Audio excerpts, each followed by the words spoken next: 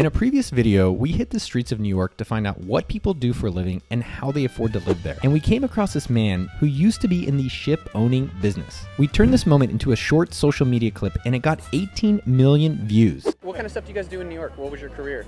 Ship owning. What? Really? Yes. You own ships? Yes. What kind of ships? Mostly tankers.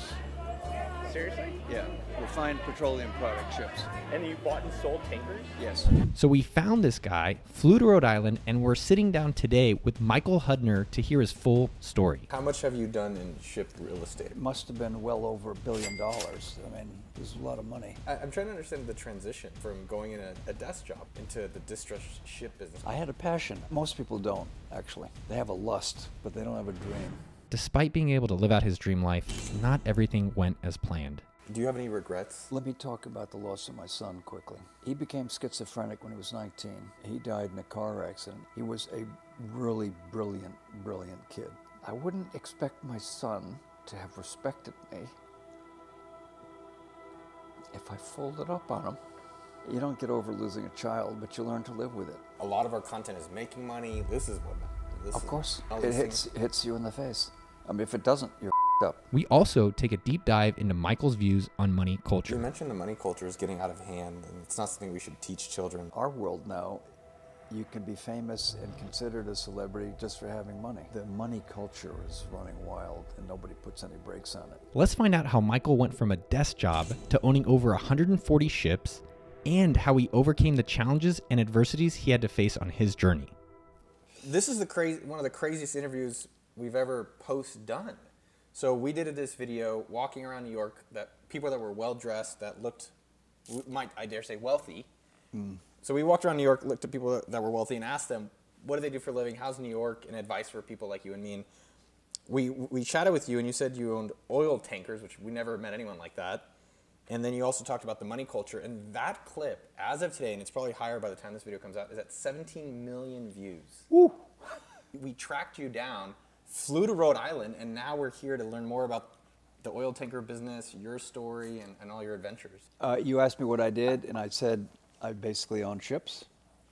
And that was something I got into with a Norwegian partner in 1978.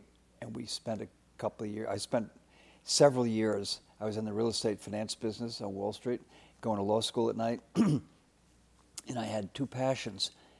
One was the marine environment, and I grew up around here, Narragansett Bay. We had a small boat when I was a kid, 16.5-foot sailboat. As a kid, I always wondered what it was like to go over the horizon. Not like Columbus, flat Earth, I didn't mean that, just like, what's it like? It just grabbed me.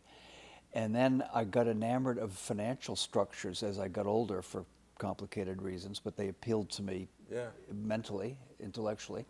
We pioneered a number of financial vehicles for international shipping in the New York capital markets, things that hadn't been done before. And they were built on my experience in the real estate finance business for 6 years, plus the benefit of the legal training I got, although I never practiced, and I had no intention to practice. But we basically took real estate finance concepts and applied them to ships, and I made it a point to track the capital markets for property, for real estate. And I felt like if I could get enough time with somebody who was an investor in real estate, I could get him into a ship, which was sort of floating real estate, very simply put. And how much have you done in ship real estate or ship finance? Okay, so the dollar value of the 140 plus ships, I never added it all up, but it must have been well over $1 billion. I mean, it was a lot of money. Of ships that you've bought and sold? Yeah. The biggest deal we did was buying the Canadian Pacific Fleet. That was 19 ships in one go, one contract. So you started your career out in real estate. Yeah. Like, how did you get into that, and then what kind of real estate? We were a Wall Street shop. We were the first dedicated real estate finance shop on Wall Street. Eastdil Realty was a product, it was a subsidiary of Eastman Dillon and Union Securities. And then as employees, we got to own some of the stock. Our clients were real estate developers, big companies, a lot of Texans. I mean, Trammell Crow was a big client, and Lincoln Property. I wanted to get into the real estate business, but from a financial point of view. This is because of somebody I met, the father of a girl I knew who had done this for himself, and he left the corporate world because he'd figured out how to buy a distressed piece of real estate with somebody else, and they were off and running. And he left the corporate world, which is an important thing to be able to do, to get away from W-2 income. I mean, if you've got people who are trying to figure out how to do this, you got to keep your expenses down. Yeah. It helps if you have an understanding wife. If you don't have an understanding wife, it's probably better not to have a wife. But that's like getting out of W-2 income. I think that's a really important point. Yeah, yeah. What does that mean to you? Freedom. You're working for yourself. So now you're an artist in a studio. What do you want to create? That's how I sort of felt. But I had to do something because I had to eat. And I was, in fact, married at the time that I did it. And my wife was very understanding that I had an entrepreneurial drive. I didn't think of it as being an entrepreneur. I just thought of it as wanting to lead my own life. But in today's world, that leads to entrepreneurship. I'm trying to understand the transition, from going in a desk job, a very standard New York finance desk job, into the distressed ship business. Because I think a lot of people have dreams. They say, I have a job in accounting, in Well, if finance. they have that dream, they're all set. They just have to follow it. Yeah. Most people don't, actually. They have a lust, but they don't have a dream or an envy. I had a passion. I mean, I loved the marine environment, the marine world. I wasn't into it as an environmentalist exactly, but I loved being on boats, loved the ocean. I had a fascination for what it might be like to go over the horizon, I told you. And then I got enamored of financial structures, which was just something innate in me. I wasn't a mathematician, that's for damn sure. But I just, the logic of it and the way it worked was appealing to me. And then I saw the possible synthesis of those things. Nobody was doing it. That's attractive. Like that. And I felt like whatever I do with my life, I want it to make a difference that I was there. So that kind of works against being a cog in a wheel, or whatever you call it, like a tooth in a cog. I mean, that didn't work for me. As I got to know myself better, as part of the maturation process in your 20s, I realized I'm not really cut out to work for somebody.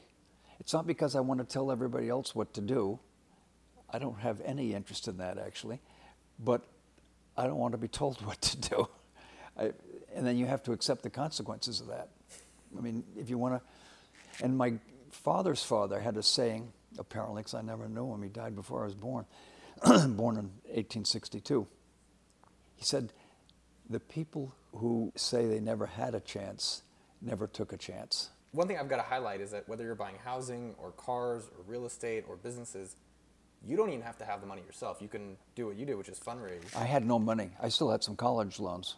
The world has a lot of capital looking for a home, and there's a natural, potentially stressful relationship between operating partners and financial partners.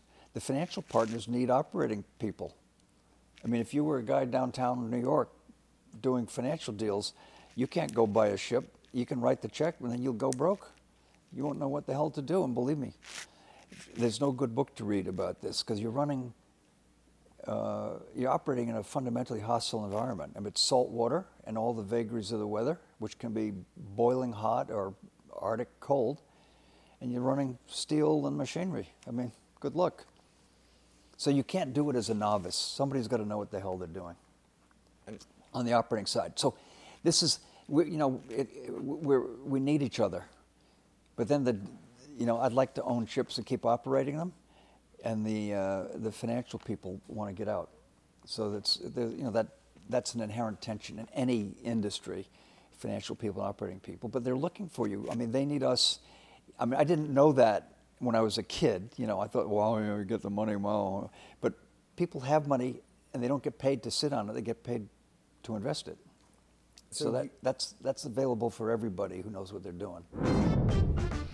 I've been working hard on my upcoming book, $1 Million Weekend, which is coming out early 2024. Stay tuned. Looking through my notes, I found a lost chapter that is not in the final book. Very mysterious. It reveals things like how to double your income without any new customers, how to create complementary products to generate more income. One solopreneur did this and made an extra $340,000, how to optimize pricing strategy and maximize profits, and more. The lost chapter is not online or Amazon or anywhere else. It is only for people on my list like you. You can download it for free at noahkagan.com/lost. That's noahkagan.com/lost. It's also below in the description. All right, back to the video. What were some of the most challenging stories or moments in this career? My son became ill with schizophrenia when he was 19. He died at 23. My wife, after 40 years of marriage, well, during the 40th year, she had glioblastoma and died at the end of that year. And I mean, I've survived good times and bad times. And I'm very deeply motivated to try to be helpful to people because of the things I've been through, they were so difficult. I'm not patting myself on the back. They were just difficult, and I was able to get through. I like to be helpful to people and encourage people. Stick it out. And don't run, and don't take shortcuts that you will regret. How did you keep going when your son passed away? I'm sorry to hear that, and your wife. Let me talk about the loss of my son quickly. He became schizophrenic when he was 19. He was a really brilliant kid. And his behavior changed, and we said, look, what the hell's going on here? And nobody suspected any kind of mental illness, but that's what it was.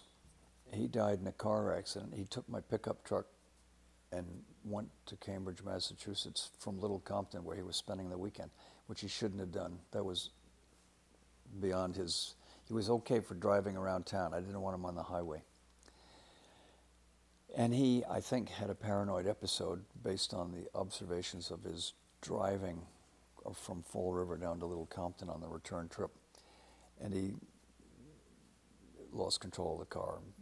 My wife and I were joined at the hip to deal with his illness, or to help him deal with his illness. And then when he died, we were devastated. And for some months, the emotional pain was so severe it became physical pain. And you don't want to get up in the morning, but you get up, and then you're standing up, and you want to fall down on the ground and stay there. But you literally, you figuratively, and somewhat literally, you have like hundreds of people standing shoulder to shoulder with you who want to help you. So you can't just fall back down on the ground, because then you're letting them down.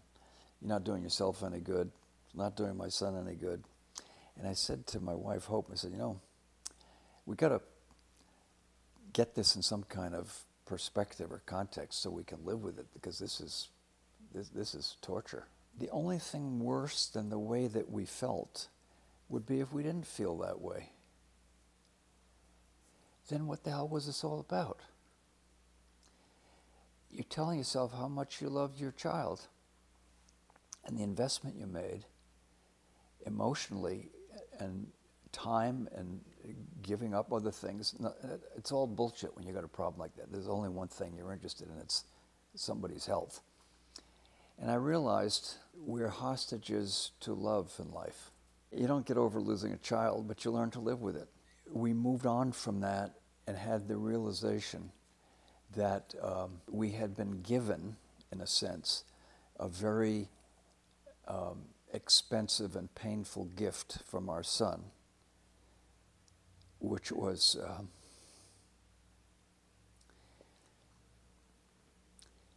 you get your heart enlarged and you become a lot more aware of suffering around you, people that have problems and have challenges and could use help. And you become more, not only more empathetic, but more proactively empathetic, where you act out your empathy by trying to be helpful to people. And I'm sure that, like me, if you knew you were on the sidewalk talking to somebody whose next move after talking to you was to go 20 floors up in some building and jump, there isn't anything you wouldn't say or do to try to stop that.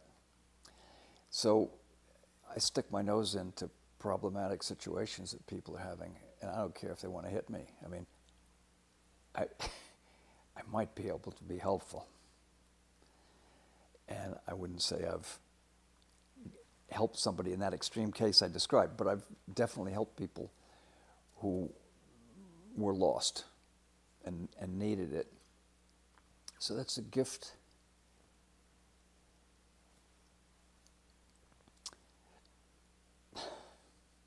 From my son. And it shouldn't waste it.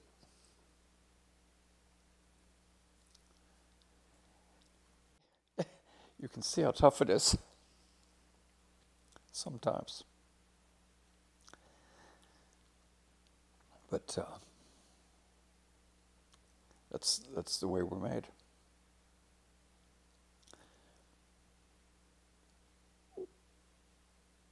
But boy, I'll tell you, when you have problems, it certainly, whatever bullshit quotient you were carrying through your life, it gets reduced pretty close to zero, because you've really come in touch with what's important. I can't imagine. Let me just start there. You shouldn't. And I'm sorry that you had to go No, through no. it. I mean, we don't deal the cards in life. We have to play them. And everybody should understand that. I wouldn't expect my son to have respected me if I folded up on him. I had two basic jobs, which was to protect my family and provide for them.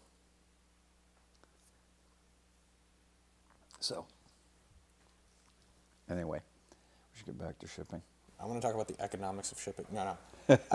I'm genuinely curious because I think a lot of our content is making money, living, but it's not even about making money. It's how to live a good life. And I guess I was curious how that probably put in perspective. Like, you're making all this money and you're losing money, but you're like, holy shit, this is the thing. I'm assuming this is what matters. This Of course.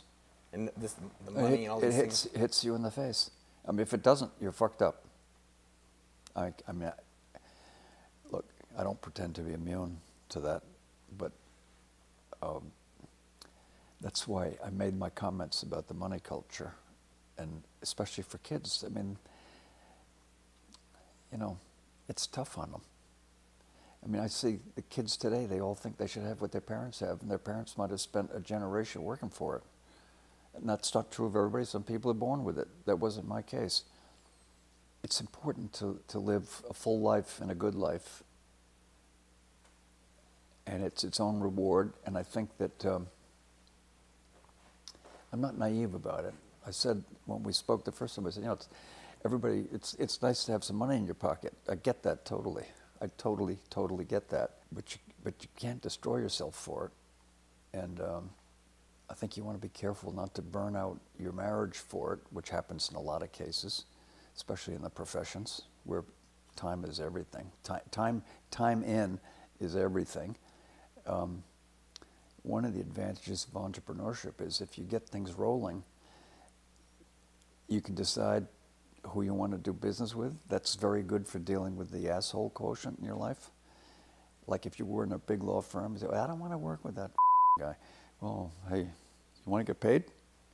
You know, you can say, we don't have to do business with that guy. And if that means we make a little less, we have a better life for it. I mean, I'm not trying to be I love it. utopian, but you got to think about the cost benefit of things. How else have you enjoyed your money from your business successes? The one material thing I had a desire for, I mean, it's a slight exaggeration, but not too much, when I was younger, was to have a cruising boat that would allow me to get away. I worked on, first of all, we had a little 16.5-foot boat when I was a kid, 5 miles from here. Great. But then I worked on boats 2 summers when I was in college. So I got paid to learn how to run a big boat. I mean, you know, 47 feet, 57 feet. One guy did nothing but cruise with his wife, and the other guy only wanted to race. So it just always, I responded to that. And I have a boat. I've got a 60-foot sailboat. I've had the boat for 32 years, and it was built for me and my first wife. In fact, I did everything I said you shouldn't do. I was working too hard. I was taking a lot of risks. In the late 80s, it looked like we'd split up. And then we got back together, which was the way it should have been. And as our getting back together project, we already had 2 perfect children, so we didn't need to go for 3. And we had this boat built. And the fantasy of the boat was long distance, relatively short-handed cruising. Were there other things that you thought would give you more joy from business success, like, or things that you bought or did, and you're like, this didn't really satisfy me in the way that people might expect or imagine? When I saw the lifestyle in New York, I realized this isn't really for me. And the value of having a lot of cash is that, I mean, my son, very smart comment he made when he was about 20, he said, money is energy. 20 years old.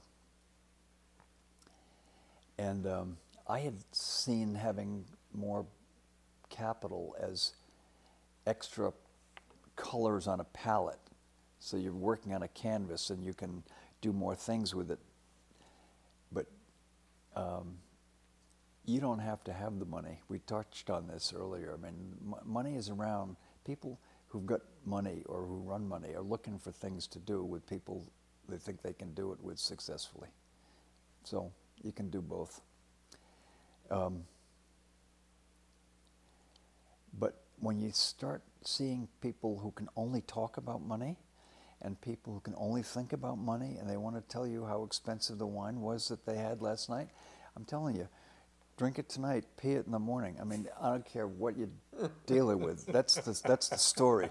Nobody's doing it any different. And it's a question of your values. And I'm not trying to be preachy here, but I think it's sustaining. And I think as a society of free people who respect the rule of law and value human dignity and human life and opportunity, how much money do you need? I think the whole thing's going crazy. And finance capitalism is a double-edged sword. You know, a lot of goods come out of it because things have been done to create more value, more wealth, finance more innovation. But boy, it's so heavily skewed now. It's just crazy. Can you elaborate on that? Because you mentioned the money culture is getting out of hand, and it's not something we should teach children. And you said people are celebrities now simply for having money, but it says nothing of your character. Yeah. So can you elaborate on this theme and your feelings around this? The prime civic virtue of character has pretty much been replaced by celebrity. And you can be famous for having done something, but in our world now, you can be famous and considered a celebrity just for having money. So that's the difference from where I grew up. And I mean, this is in New England. I mean, it's different here, but I don't think it's healthy. And it's happening all over the world. The money culture is running wild, and nobody puts any brakes on it. With your career, and do you have any regrets? Like, you worked too hard, and was it all worth it? I don't have regrets about that. I mean, I can say there were times when work got in the way of things. You know, it's a constant balancing act in life. You can't do all things at all times. And I'm totally at peace with how I lived my life, recognizing numerous mistakes. I feel like life is, you live it like an elastic band, and you can take it out to the limits, and you can hold it there for a while, but you got to let it come back in. Then you can take it out again. But if you take it out too far, you're going to break it, and then it's done. And you can't live in here. So I think people have to be mindful of that, and you can work it out. But if you try to do all the things all the time, I don't see how that works. I've had an incredibly rich life. Not easy, but a rich rewarding, satisfying life. And I'm grateful. And I'm grateful to have been born in this country where these opportunities are found more readily than any place else. For a lot of our audience that wants to make money, they dream of making $1 million. What advice do you have for someone who's a young person that would like to make $1 million or more money? Try things and see what gives you pleasure in doing it, and then consider following that, ramping up your involvement and ramping up your productivity in that area, because I think that's a great start. I mean, would you go out with a woman that you weren't attracted to? What's the point? You know, there are things that we're attracted to. You just have to let yourself find out. And getting to know can be as important as getting to yes. So you save yourself a lot of trouble. You say, well, I'm not going to be a lawyer. Well, okay. I'm not going to be a doctor. Okay. I think I'll be a photographer. Wow. Did you see that sunset yesterday? Or whatever it is, you know. I mean, it just, that's why I mean, your stomach tells you things that your brain won't let through. If you have a passion for something, it is a form of compensation. I mean, to some extent, I mean, you got to have cheeseburger money, but it is its own reward. And it gets you through the hard times when you're just working because you're making money at it. I couldn't stand the merit badge approach. You know, I'm doing this because I want a merit badge so I can then do that and get another merit badge, which a lot of people, I'm sure you've seen this, a lot of people, maybe not the guys you're talking to, they've all broken out, but most of the world seems to be on that path. They're looking for approval, which makes you a conformist. I'm not saying people should be wildly non-conformist, but don't be afraid to be a majority of one. Can you break down the ship owning business model, like how you make money? Let's specifically do this Canadian one you were talking about. Like, how much did the deal cost? Like, how do you make money on it? How do you even, you know, do you look online or the yellow pages? You know, you're like, oh, let me just... I hadn't thought of that. Yeah. So, like, but specifically this Canadian one, you said it was the best deal of all time for you guys. Like, what do the numbers look like? And walk us through that. Well, it covered the most ground the fastest. I mean, it was one transaction. It was 19 ships. And I've forgotten some of the numbers. This was in 1988. It was around $165 or $170 million in a soft market. That was the price of the fleet. I mean, you can pay that for a single ship, you know, of some types. So the numbers can get big. The best analogy, and this will help any viewer, is to real estate. This is a hard asset business. We're renting space in a marketplace, and we're subject to the laws of supply and demand, and I mean, and then some. Much greater volatility than real estate, but it's comparable, and it's capital intensive. You don't get a premium particularly for the value of your management. I mean, you're buying and selling assets, and everything comes back to a net asset perspective, not like price earnings and growth potential and all that. So you make your money with cash flow that you generate from the ships, and then if your timing was good, you may get asset appreciation. That is not absolutely necessary to have a successful investment. It's icing on the cake if you get it. But you could build a ship and have long-term employment and get it paid down substantially. The trick here is to reduce the risk as fast as possible and then hang on for either normal markets, which are quite rewarding, or super hot markets, which are spectacularly rewarding. I mean, the cash is coming out of these ships like water out of a hydrant. And last thing is, what is one story from running your own shipping company? Like, what's a story that comes to mind that makes you smile or that you're really proud of? You know who D.K. Ludwig was? Daniel K. Ludwig. At the end of World War I, he was probably the biggest ship owner, non-public in the world. He had over 100 ships. Guy had about an 8th grade education. He had built in Japan 2 structures. One was a power plant and one was a pulp mill. and he had them floated over across the Pacific, up the Amazon, and set on pilings on the River Jari. And he was growing eucalyptus trees, a fast-growing tropical tree, to turn them into pulp. And then some Brazilian political people started trying to move in on him, and they wanted to get paid for this and that. And he said, and he shut it down. And this was in his later years, and he wrote off $500 million, which at that time was a monstrous amount of money. He died. His right-hand man was a guy I knew when I was talking to them about some ships that they still owned and might want to sell. And we're in Old Man Ludwig's office, and this guy is telling me this story that one day Old Man Ludwig says to him, "So, the River Jari project, what do you think of that?" He's sort of got a conventional view of this. $500 million is a lot of money to lose. An unthinkable amount of money to lose. It's an unthinkable amount of money. Okay, so the guy kind of mumbles, says, yeah, he said, well, it was a success. And the guy mumbles a little more because he doesn't know what to say to his boss.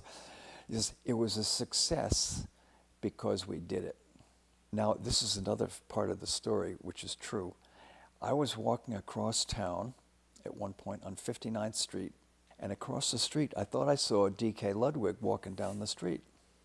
I was not in the shipping business at that time, but I was thinking about it. So he's walking down the street, and I hear him say to this guy, well, you've got to be a bit of a dreamer in life. And I thought, oh my God. So you ask me. Now, my greatest satisfaction is not a single story, but the fact that I did it. If you like this video, you are going to love this video right up here where I talk to 5 millionaires over the age of 80 and ask them if the money was worth all the sacrifices they made. Make sure you're subscribed to the channel if you are not already. We have some exciting billionaire interviews coming soon. Uncle Noah loves you, and I'll see you out there. Pew, pew.